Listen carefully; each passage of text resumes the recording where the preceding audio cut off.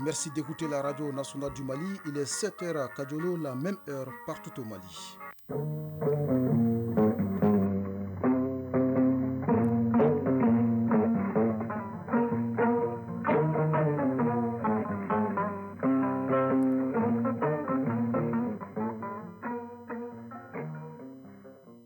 Le journal Bourama Traoré.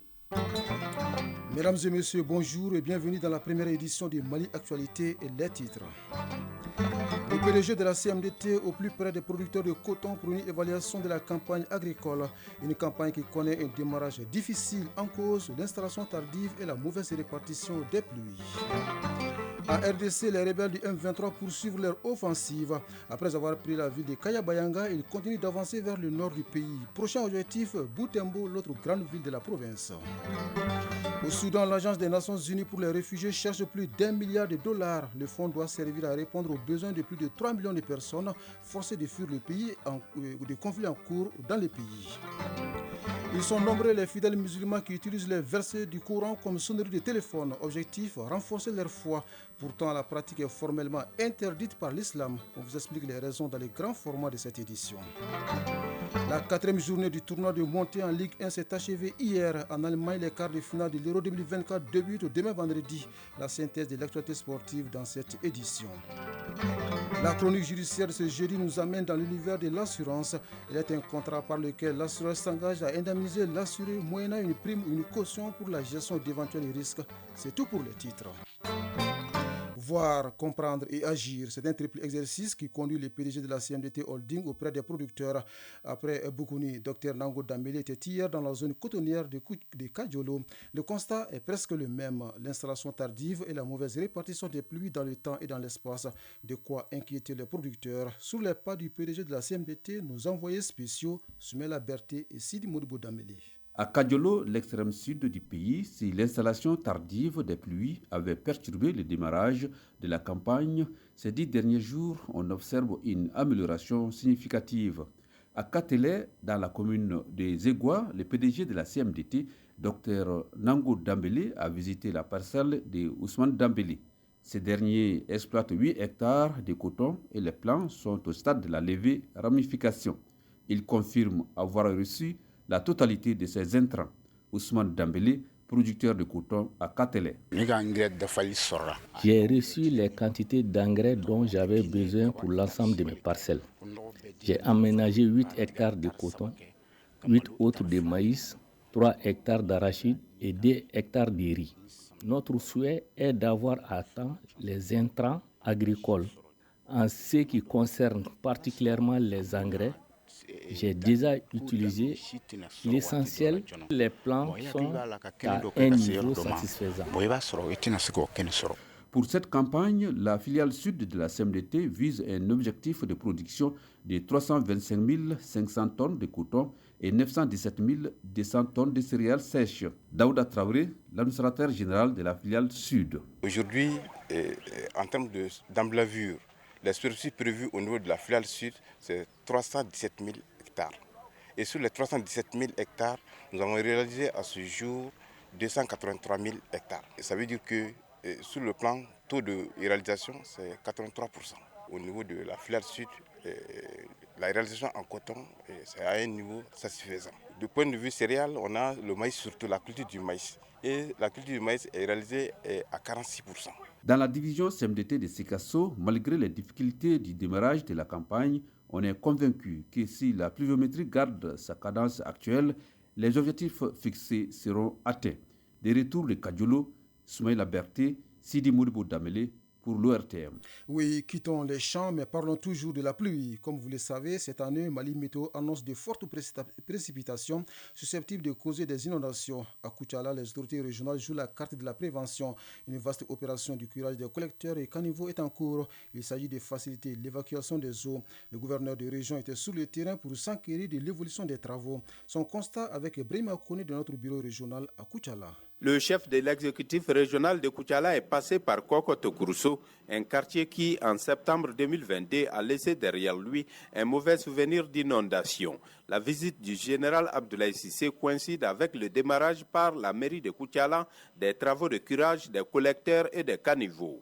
L'objectif est de prévenir d'éventuelles inondations en cette période d'hivernage. Général Abdoulaye Cissé, gouverneur de la région de Koutiala. Voir si les consignes de l'année dernière ont été respectées. Davantage protéger les populations et donner une certaine capacité d'anticipation aux services chargés de la protection d'abord de l'environnement et en même temps de la protection civile. Cette visite du gouverneur est une activité de la mise en œuvre du plan de contingence régional multirisque, un plan qui a été révisé il y a un mois en vue de renforcer la résilience des communautés et parvenir à la réduction des pertes de matériel ainsi qu'en vies humaines. Médecin-colonel Aïssata Boubacar Maïka, directrice régionale de la protection civile de Koutiala. C'est une initiative pour faire face à tout risque de catastrophe, surtout d'inondation, et en plus à rendre la communauté plus résiliente. Général Abdoulaye Cissé.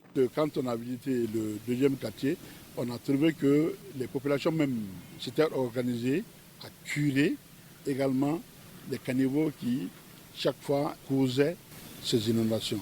Partout où le général Abdoulaye Cissé est passé, il a prodigué des conseils grâce auxquels les populations devront désormais s'abstenir de jeter des ordures dans les collecteurs et les caniveaux. Koutiala, Brahima Kone et Amadou Dolo pour l'ORTM.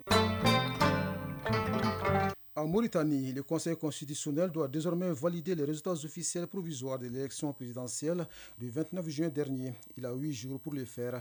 Le délai de 48 heures pour déposer des recours contre ces résultats a expiré hier mercredi. Au final, aucun candidat n'a déposé de recours. En République démocratique du Congo, les rebelles du M23 poursuivent leur offensive. Après avoir pris vendredi la ville de Kayabayanga à 150 km au nord de Goma, ils continuent d'avancer vers le nord sur un axe routier qui mène à Boubento, l'autre grande ville de la province. Cette progression provoque des dizaines de déplacés. Le coordinateur humanitaire de l'ONU en RDC estime à 150 000 le nombre de personnes déplacées depuis le week-end. Et toujours en RDC, 25 militaires ont été condamnés hier à la peine de mort. Ils étaient soupçonnés d'avoir abandonné leur position alors que l'armée congolaise fait face aux rebelles du M23. Ces soldats sont aussi accusés de dissipation de munitions de guerre, violation des consignes et de vols. En Centrafrique, une double attaque fait au moins 11 morts dans le nord-ouest du pays. Le bilan publié hier par la coordination des affaires humanitaires de l'ONU fait état de 5 militaires et 6 civils tués, 7 blessés, mais aussi de 8000 déplacés. Un bilan toujours provisoire et non confirmé par les autorités centrafricaines. Au Soudan, l'Agence des Nations Unies pour les réfugiés cherche plus d'1 milliard de dollars pour répondre aux besoins de plus de 3 millions de personnes forcées de fuir le conflit en cours dans les pays. L'Ouganda a reçu près de 40 000 réfugiés soudanais depuis le début de la guerre et 27 000 d'entre eux sont arrivés seulement cette année, soit 3 fois plus que prévu selon l'agence. Au Gabon, la Banque mondiale suspend ses décaissements. C'est dans une note datée du 1er juillet dernier. L'institution financière reproche au pays d'avoir cumulé plusieurs mois d'arrêt de paiement de sa dette, des arriérés estimés à environ 10 milliards de francs CFA.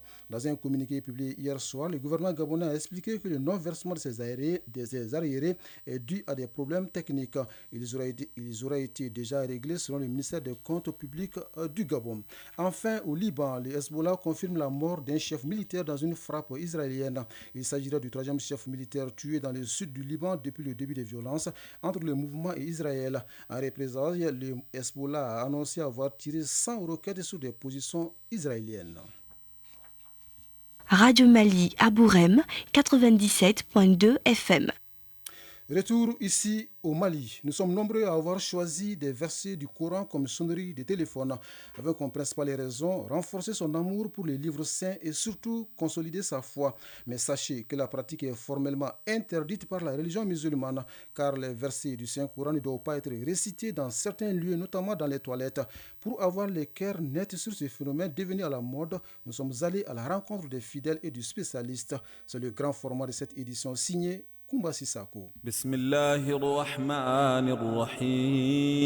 Entendre la parole d'Allah subhanahu wa ta'ala à la place des mélodies indiquant un appel entrant a été jugé blâmable pour la majorité de la communauté islamique. Certains préfèrent d'autres sonorités que d'utiliser les versets coraniques comme sonnerie de leur téléphone pour ne pas dénaturer l'essence du Saint-Coran. Modibo Traoré et Aïssata Touré, tous musulmans, partagent la même opinion. J'ai décidé de ne pas utiliser les versets coraniques comme sonnerie pour deux raisons fondamentales.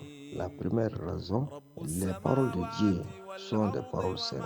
Dans des endroits saints, je peux décrocher un appel à n'importe quel moment. Ça peut être dans la toilette, ce qui n'est pas bon. La deuxième raison, c'est que la lecture du coranique ne doit pas être interrompue à n'importe quel moment, à n'importe quel endroit. J'utilise pas tout simplement des versets coraniques comme sonnerie de téléphone parce que le Coran, c'est des paroles sacrées. Pour certains musulmans, l'utilisation des versets coraniques comme sonnerie de téléphone nous rapproche davantage de notre Créateur et témoigne de l'amour pour la religion musulmane. Moussa Kouriekama dit Bala. Il y a 20 ans environ, j'utilise les versets coraniques comme sonnerie de mon portable. Mahamadou Sakou. J'avais comme sonnerie les versets coraniques. C'est quelque chose que j'admirais beaucoup. À mon avis, comme je suis déjà un musulman, ce n'était pas du tout un problème de pouvoir l'utiliser. À l'heure de la technologie, l'utilisation des versets coraniques comme sonnerie de portable est à la mode. Cette pratique est-elle conforme aux principes de la religion musulmane? L'islamologue Chouaïbou Ouattara nous éclaire. D'abord, il faut comprendre qu'en islam, c'est interdit d'utiliser les versets coraniques comme les sonneries téléphoniques. Parce que tous les savants qui ont émis des fatwas allant sur ce sens ont tous interdit. 3 causes. La première est que cette utilisation des versets coraniques comme sonnerie téléphonique peut nuire au sens caractère sacré du Coran. Il y a un verset coranique qui dit « Tous ceux qui mettent les limites sacrées d'Allah subhanahu wa ta'ala en considération, cela est meilleur pour eux. » La seconde cause, quand le téléphone sonne, immédiatement vous allez décrocher. S'il avère que votre sonnerie téléphonique, c'est le verset coranique, alors il y aura une interruption brusque forcément. Vous n'allez pas entendre que le verset soit lu en entier, mais vous allez décrocher l'appel et ce qui va faire que le verset sera interrompu. Et cette interruption peut entraîner beaucoup de choses. Soit le verset sera interrompu à un endroit où il n'est pas permis de s'arrêter. Parce que quand on lit le Coran, il y a des parties où on ne doit pas s'arrêter. Mais si vous vous arrêtez à cet endroit-là, cela peut nuire même au sens du Coran. Je vais vous donner un exemple. Il y a un verset coranique qui dit « Fawailul lil musallin » malheur à ceux qui prient. Mais si vous vous arrêtez là, ça veut dire que ce n'est pas fini. C'est comme vous mettez tous ceux qui prient dans cette malédiction-là. Or, le verset fait exception. Après, quand vous allez devant, vous allez voir que « Allazina hum an salatihim sahun » ceux qui négligent leur prière. « Allazina hum yuraoun » et ceux qui la font avec ostentation. Donc là, maintenant, c'est clair. Mais une fois que vous vous arrêtez seulement, malheur à ceux qui prient. Donc ça veut dire que cela nuire au sens même du Saint-Coran. La troisième raison, je dirais, les téléphones portables, on porte avec nous partout où nous soyons. Par exemple, quelqu'un qui a son téléphone dans sa poche et qui est aux toilettes, vous voyez ici, soudain, le téléphone a commencé à sonner. S'il avait sa sonnerie, c'est un verset coranique, vous allez voir que le Coran sera lu dans un endroit vraiment impropre. Cela fera que vous allez même voir des péchés. Parce qu'à cause de vous, le Coran a été lu dans un endroit qui ne devait pas être lu. La question est de savoir si l'appareil contenant des versets coraniques peut être amené partout, notamment dans les toilettes. L'islamologue Chouaïbou Ouattara répond. C'est autorisé que vous portiez un téléphone portable dans lequel il y a le logiciel du Saint-Coran là-dedans. Vous pouvez entrer dans n'importe quel endroit avec ça. D'après Al-Akhdari, un livre religieux, le fidèle musulman ne doit se hasarder à accomplir une action que s'il connaît les prescriptions divines qui se rattachent. Et il doit consulter les savants, imiter les gens qui suivent la tradition du prophète Mohammed, paix et salut sur lui. C'est eux qui montrent la voie de l'obéissance à Dieu.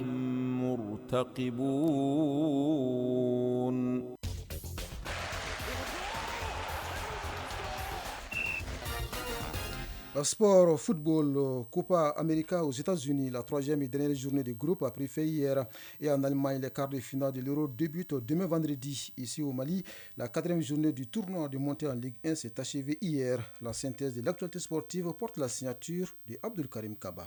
Sur le plan local, tournant de montée en première division, la 4e journée du groupe A a pris fin hier avec 2 matchs en simultané. Au stade Mamadou Konaté, le CMB de Mopti a gagné 1-0 contre l'AS El Ouidji de Kidal. Ce succès permet aux Mopticiens de revenir à 3 points du leader, le FC Djara. Et au stade Salif Keita de Mengo de Kati, c'est par ce même score d'1-0 que le Sigui de Caille a été battu par Avenir AC de Tombouctou. Le Sigui de Caille, Avenir AC de Tombouctou, l'AS El Ouidji de Kidal compte 3 points chacun. Avec ces différents résultats, le FC Djara est presque rassuré de jouer la première division la saison prochaine, en attendant la 5e et dernière journée des matchs de groupe. Déjà dans la poule B, l'étoile du Mandé de la Ligue des Koulikoro monte la saison prochaine en Ligue 1. Football toujours en Europe, Euro 2024 en Allemagne, l'on connaît déjà les affiches des quarts de finale. Demain vendredi, l'Espagne sera face à l'Allemagne à 16h et à 19h, le Portugal de Cristiano Ronaldo affrontera la France de Kylian Mbappé. L'Angleterre sera opposée à la Suisse à 16h et à 19h, les Pays-Bas affronteront la Turquie. En Amérique, il s'agit de Copa América 2024 aux États-Unis et les affiches des quarts de finale démarrent ce vendredi. Il y aura Argentine-Équateur et samedi, on aura Venezuela-Canada et Colombie-Panama. Et enfin, dimanche, le Brésil affrontera l'Uruguay. Retour à la maison pour parler de cette rencontre du ministre de la Jeunesse et des Sports chargé de l'instruction civique et de la construction citoyenne. Abdelkassim Ibrahim Fomba a reçu hier le tout nouveau bureau de la Fédération malienne de rugby. Les détails, c'est avec Daouda Koné. Les membres du bureau fédéral de rugby du Mali ont été présentés au ministre en charge des sports. C'est là, au cours d'une cérémonie dans les locaux de son département.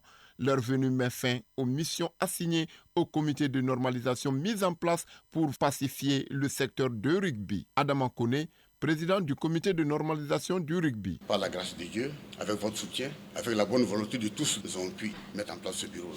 À la tête d'un bureau de 45 membres, Mohamed Bonaventure Sankaré, le tout nouveau président de la fédération, mesure l'ampleur des tâches. Et la première des choses, c'est de développer le rugby en général, et c'est de tout faire pour que le Mali soit reconnu mondialement dans le rugby. Le ministre de la Jeunesse et des Sports, chargé de l'instruction civique et de la construction citoyenne, Abdelkassim Ibrahim Fomba, a apprécié la méthodologie utilisée par le comité de normalisation pour la mise en place du bureau fédéral, à savoir le consensus. Et ce sont des efforts que vous avez menés pendant tous ces mois pour aujourd'hui aboutir à une conclusion. C'est que vous avez réussi à mettre un cadre. Maintenant, il faut animer le cadre-là. La leçon de sport de ce jeudi porte sur les règlements de lutte et précisément les réserves et réclamations au cours d'une compétition. Comment se fait une réclamation ou réserve? Isaac Tchenou nous en parle dans sa leçon de ce jeudi. Dans la lutte traditionnelle, tout comme dans d'autres disciplines sportives, il y a possibilité de réserve et de réclamation. Selon les règlements de lutte au Mali, les réserves et réclamations respectent des principes. Demba Danyoro, président des arbitres de lutte au Mali. Les réserves se font avant la rencontre pour la qualification des lutteurs. Et les réclamations portent sur la violation des règles au cours des compétitions et des combats. Comment se fait une réserve ou réclamation? Demba Danyoro précise. Les réserves et les réclamations sont dictées par le plaignant, consignées par l'arbitre sur la feuille de match, en présence du capitaine ou de l'entraîneur de l'équipe adverse. Elles doivent être accompagnées d'une somme de 25 000 francs CFA. Le jury peut faire recours à la vidéo en cas de besoin. Les résultats d'un combat de lutte peuvent changer suivant le résultat d'une réserve ou réclamation, précise le président des arbitres du Mali. En cas de réserve ou de réclamation, si par exemple la partie a gain de cause, ça veut dire que le résultat doit venir en cas de violation des règles, par exemple. Donc, quand il y a eu un coup de poing et que les arbitres n'ont pas vu, les arbitres n'ont pas pu détecter, effectivement, la partie plaignante a gain de cause donne des avertissements. Si ça nécessite des avertissements, si c'est sur la victoire même, le plaignant peut gagner le combat. Pour éviter de perdre un combat en lutte, il est important pour les responsables de connaître les règles de la compétition. Chronique judiciaire. Elle est un contrat par lequel l'assureur s'engage à indemniser l'assuré moyennant une prime ou une cotisation pour la gestion d'éventuels risques ou accidents. Vous l'avez certainement deviné, il s'agit de l'assurance. Au Mali, on distingue plusieurs types d'assurance, mais les contrats d'assurance vie et les contrats d'assurance dommages sont les plus connus. Et les différentes assurances sont régies par des textes que nous découvrons dans la chronique judiciaire de ce jeudi, signé Garibou Pérou. Face aux risques sanitaires, aux accidents de la voie, aux incendies de plus en plus fréquents, il faut se cotiser pour être indemnisé. Pour cela, les citoyens est appelé à prendre des mesures auprès des assureurs pour une prise en charge. Généralement financière, la prestation qui intervient en contrepartie peut être destinée à un assuré, une association ou une entreprise. Maître Makan Diallo, avocat inscrit au barreau du Mali. Le contrat d'assurance est une convention par laquelle une personne appelée souscripteur, si vous voulez l'assurer, moyennant paiement d'une prime ou cotisation si vous voulez, obtient de l'autre personne, c'est-à-dire l'assureur, le paiement de certaines prestations en cas de survenance de risque. On distingue aujourd'hui plusieurs types de contrats d'assurance. Les plus communs sont les contrats d'assurance vie et dommages. Il y a essentiellement deux grandes catégories d'assurance. Première catégorie d'assurance, c'est les assurances de dommages. Deuxième catégorie, c'est les assurances de personnes, c'est-à-dire les atteintes qui sont liées directement à la personne. Ça peut être la maladie, ça peut être l'accident, ça peut être le décès. C'est une assurance qui permet, par exemple, aux bénéficiaires un versement de capital ou d'une rente au décès de l'assuré. L'assuré, dans le cadre d'un projet futur, par exemple, financer les études de son enfant, peut contracter ce genre d'assurance. Et la retraite aussi. Donc c'est une façon de préparer certains risques qui peuvent être liés à la personne. Les assurances ne prennent pas en compte, par exemple, un accident produit avant la signature du contrat. Il en est de même pour les risques programmés et les risques causés par l'assuré lui-même de façon volontaire. En tous les cas, souscrire l'assurance automobile, par exemple, protège non seulement les propriétaires et aussi les usagers et facilite à l'État la gestion des risques. L'assurance portant responsabilité civile auto est une assurance obligatoire au Mali. Normalement, un propriétaire de véhicule doit pouvoir s'assurer. Le défaut d'assurance est une infraction à la loi.